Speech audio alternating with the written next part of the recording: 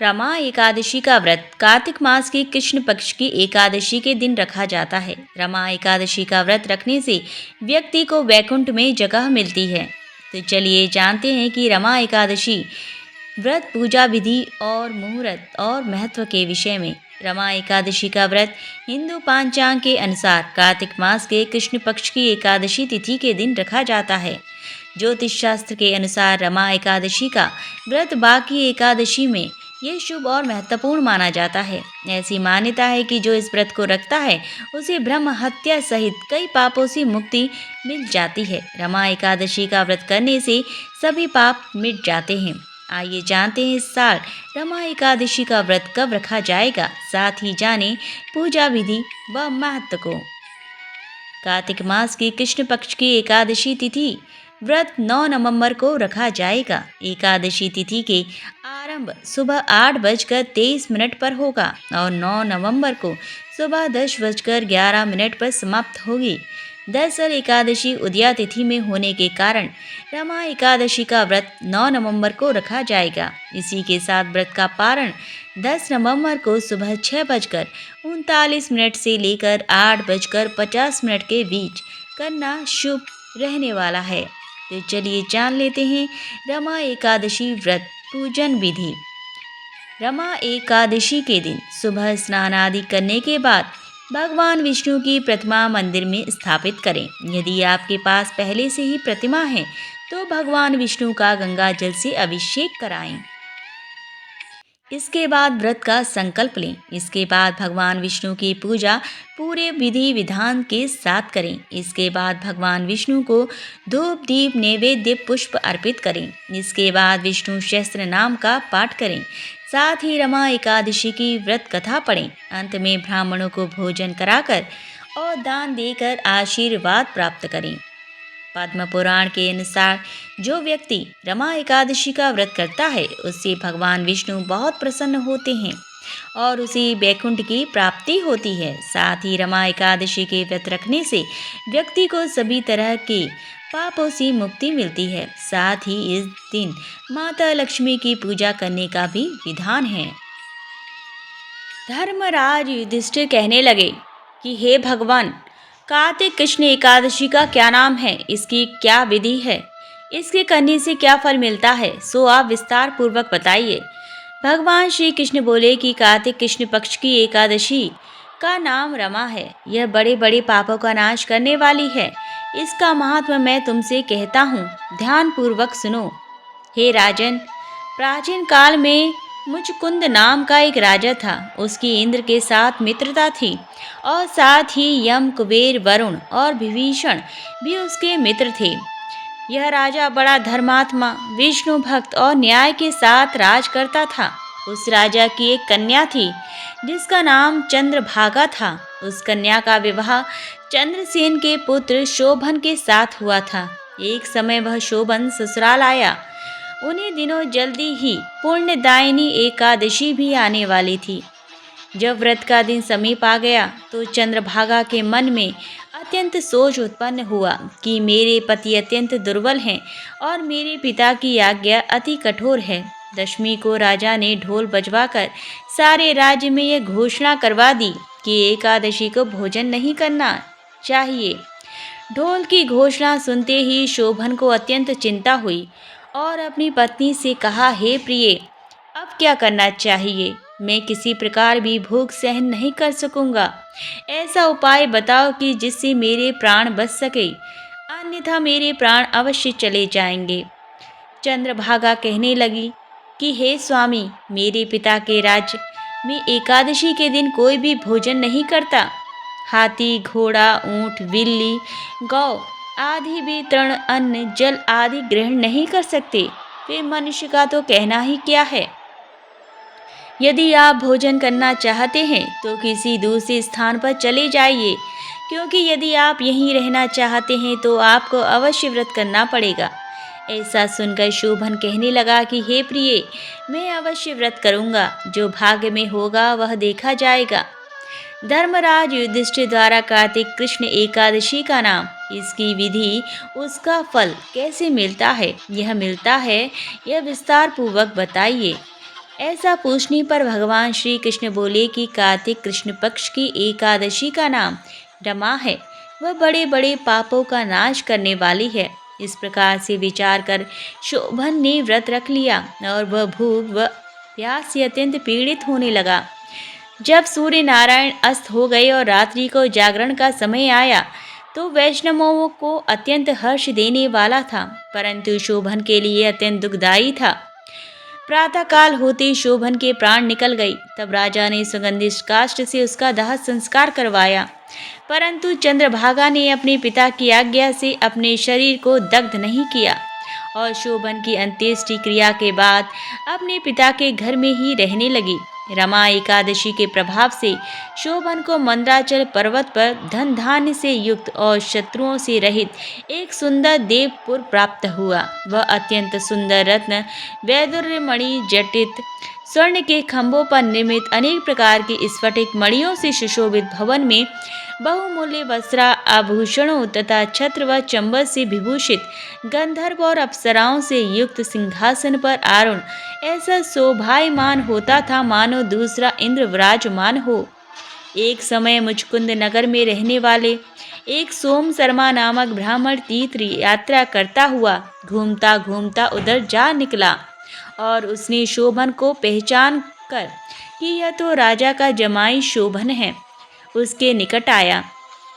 शोभन भी उसे पहचान कर अपने आसन से उठकर उसके पास आया और प्रणाम आदि करके कुशल प्रश्न किया।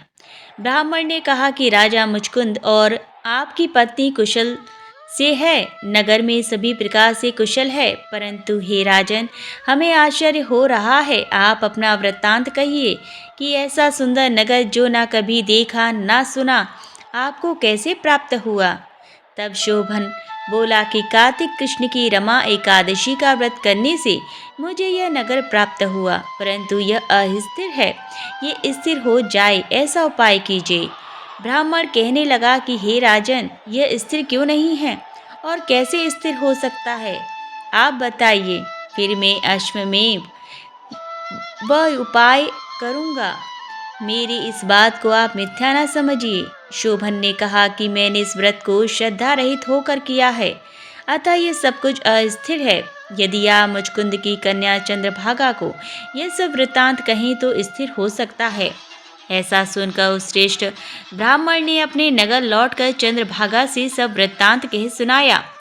ब्राह्मण के वचन सुनकर चंद्रभागा बड़ी प्रसन्नता से ब्राह्मण से कहने लगी कि हे ब्राह्मण, यह सब बातें आपने प्रत्यक्ष देखी हैं या स्वप्न की बातें कर रहे हैं। ब्राह्मण कहने लगा कि हे पुत्री, मैंने महावन में तुम्हारे पति को प्रत्यक्ष देखा है, साथ ही किसी से विजय ना हो ऐसा देवताओं के नगर के समान उनका नगर भी देखा है। उन्होंने ये भी कहा है कि स्थिर नहीं है, जिस प्रकार वह स्थिर रह सके सो उपाय करना चाहिए। चंद्रभागा कहने लगी, हे विप्र, तुम मुझे वहाँ ले चलो, मुझे पति देव के दर्शन की तीव्र लालसा है।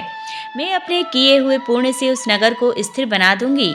आप ऐसा कार्य कीजिए जिससे उनका हमारा संयोग हो, क्योंकि वियोगी को मिला देना महान पुण्य है। सोम शर्मा यह बात सुनकर चंद्रभागा को लेकर मद्राचल पर्वत के समीप वामदेव ऋषि के आश्रम पर गया। वामदेव जी ने सारी बात सुनकर वेद मंत्रों के उच्चारण से चंद्रभागा का अभिषेक कर दिया। तब ऋषि के मंत्र के प्रभाव और एकादशी के व्रत से चंद्रभागा का शरीर दिव्य हो गया और वह दिव्य गति को प्राप्त हुई। इसके बाद बड़ी प्रसन्नता के साथ अपने पति के निकट गई। अपनी प्रिय पत्नी को आते देखकर शोभन अति प्रसन्न हुआ और उसे बुलाकर अपनी बाई तरफ बिठा लिया। चंद्रभागा कहने लगी कि हे प्राणनाथ, आप मेरे पुण्य को ग्रहण कीजिए। अपने पिता के घर जब मैं 8 वर्ष की थी तब से विधि पूर्वक एकादशी के व्रत को श्रद्धा पूर्वक करती आ रही हूँ। इस पुण्य के प्रताप से आपका यह नगर स्थिर हो जाएगा तथा समस्त कर्मों से युक्त होकर प्रलय के अंत तक रहेगा। इस प्रकार चंद्रभागा ने दिव्य आभूषणों और वस्त्रों से सुसज्जित होकर अपने पति के साथ आनंद पूर्वक रहने लगी। हे राजन, यह मैंने रमा एकादशी का महत्व कहा है। जो मनुष्य इस व्रत को करते हैं उनके भ्रम हत्या आदि समस्त पाप नष्ट हो जाते हैं। कृष्ण पक्ष और शुक्ल पक्ष दोनों की एकादशियां समान हैं। इनमें कोई भेदभाव नहीं है, दोनों समान फल देती हैं। जो मनुष्य इस महात्मा को पढ़ते अथवा सुनते हैं वे समस्त पापों से छुटकारा पाकर विष्णु लोक को प्राप्त करते हैं। एकादशी मैया की आरती। ओम जय एकादशी, जय एकादशी, जय एकादशी माता मैया, जय एकादशी माता। विष्णु पूजा व्रत को धारण कर शक्ति मुक्ति पाता। ओम जय एकादशी माता। तेरो नाम गिनाऊं देवी, भक्ति प्रदान करनी मैया, भक्ति प्रदान करनी। गण गौरव की तिनी माता, शास्त्रों में वरनी। ओम जय एकादशी माता। मार्गशीर्ष के कृष्ण पक्ष की उत्पन्ना, विश्वतारिणी जनमी मैया, विश्वतारिणी जनमी। शुक्ल पक्ष में हुई मोक्षदा, मुक्तिदाता बन आई। ओम जय एकादशी माता। पौष के कृष्ण पक्ष की सफला नामक है मैया, सफला नामक है।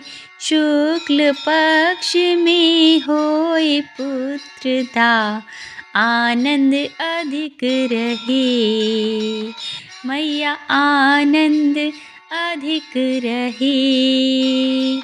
नाम षट तिला माघ मास में कृष्ण पक्ष आवे मैया, कृष्ण पक्ष आवे। शुक्ल पक्ष में जया कहावे, विजय सदा पावे। जय एकादशी माता। विजया फागुन कृष्ण पक्ष में शुक्ला अमल की मैया, शुक्ला अमल की।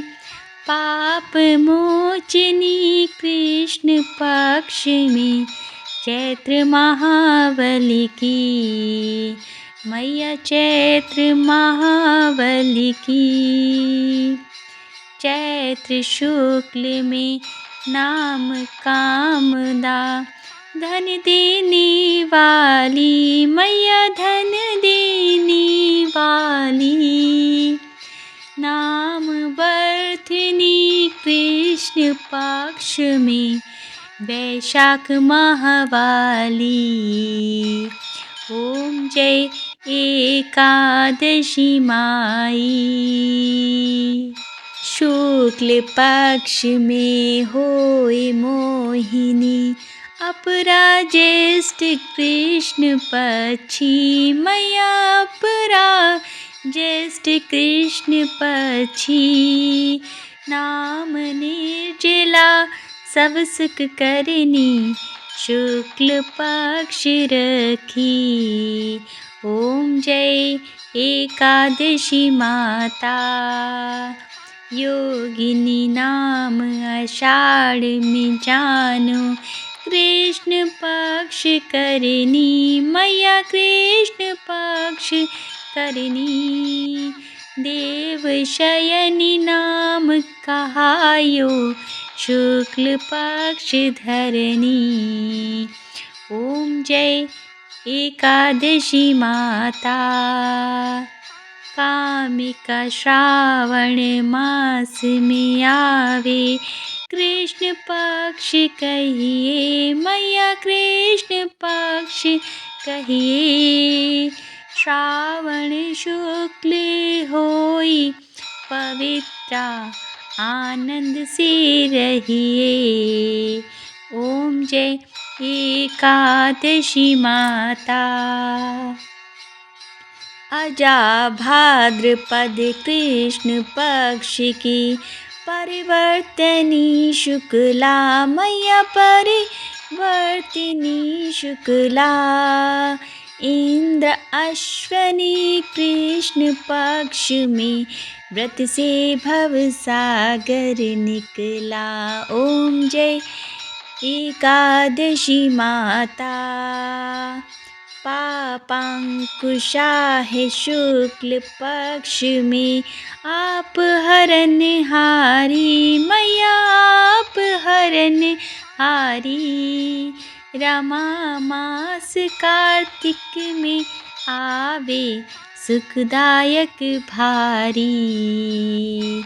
ओम जय एकादशी माता। देवोत्थानी शुक्ल पक्ष की दुखनाशक मैया मैया दुखनाशक मैया। पावन मास में कर विनती, पार करो नैया। ओम जय एकादशी मैया। परमा कृष्ण पक्ष में होती, जन मंगल करनी मैया जन मंगल करनी। शुक्ल मास में होई पद्मिनी, दुख दारिद्र हरनी। ओम जय एकादशी माता। मैया जय एकादशी माता। जो कोई आरती एकादशी की भक्ति सहित गावे मैया भक्ति सहित गावे। जन गुरु दिता स्वर्ग का वासा, निश्चय वो पावे। ओम जय एकादशी माता। ओम जय एकादशी माता। मैया जय एकादशी माता। बोलो एकादशी मैया की जय। माता तुलसी की स्तुति। नमो नमो तुलसी महारानी, नमो नमो हर की पटरानी। जाको दरस परस अघनासे, महिमा वेद पुराण बखानी। शाखा पत्र मंजरी कोमल, श्रीपति चरण कमल लपटानी। धन्य आप ऐसो व्रत कीनो, शालिग्राम के शीश चढ़ानी। 56 भोग धरे हरि आगे, तुलसी बिन प्रभु एक न मानी। प्रेम प्रीत कर हरि वश कीने, सांवरी सूरत हृदय समानी। मीरा के प्रभु गिरधर नागर, भगति दान दीजे महारानी। नमो नमो तुलसी महारानी, नमो नमो हर की पटरानी। बोलो तुलसी मैया की जय। भगवान विष्णु की आरती। ओम जय जगदीश हरे, स्वामी जय जगदीश हरे। भक्ति जनों की संकट क्षण में दूर करे। ओम जय जगदीश हरे। जो ध्यावे फल पावे, दुख बिन से मन का। स्वामी दुख बिन से मन का, सुख संपत्ति घर आवे, कष्ट मिटे तन का। ओम जय जगदीश हरे। माता पिता तुम मेरे, शरण कहूँ किसकी। स्वामी शरण कहूँ किसकी, तुम बिन और न दूजा, आस करूँ जिसकी। ओम जय जगदीश हरे।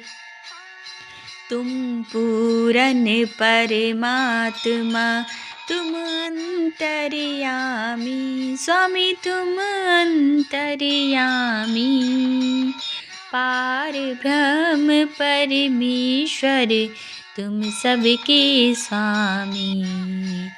ओम जय जगदीश हरे। तुम करुणा के सागर, तुम पालन करता। स्वामी तुम पालन करता, मैं मूरख कल कामी, कृपा करो भरता। ओम जय जगदीश हरे।